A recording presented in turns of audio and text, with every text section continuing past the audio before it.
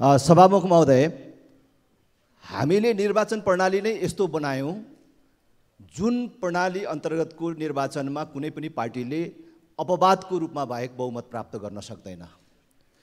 सबै विचारहरूले यहाँ उपस्थित हुन पाउने, एक सिट मात्रै भएको राजनीतिक दलले पनि प्रतिनिधित्व गर्न पाउने गरेको निर्वाचन प्रणालीको व्यवस्था छ।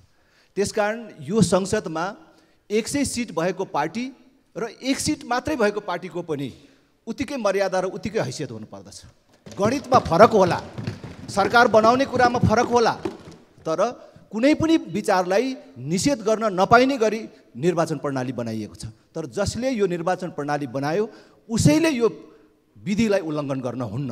त्यसकारण अहिले यो संसदमा जे कुरा भइराखेको छ, म सभामुख महोदयलाई आग्रह गर्न चाहन्छु, सभामुख संसदको अभिभावक हो र सभामुख 1 सिटको पनि र 100 सिटको पनि अभिभावक हो। संसदमा दुईटा महत्त्वपूर्ण राजनीतिक दलहरूले महत्त्वपूर्ण विषयमा आफ्नो फरक मत राखिराखेका छन् र विरोध जारी राखेको बेला जबरजस्त संसद अगाडि बढाउनु संसदीय मर्यादाको दृष्टिकोणले पनि उचित हुँदैन र सभामुख स्वयंका लागि पनि यो अरूले राम्रो देख्ने विषय होइन।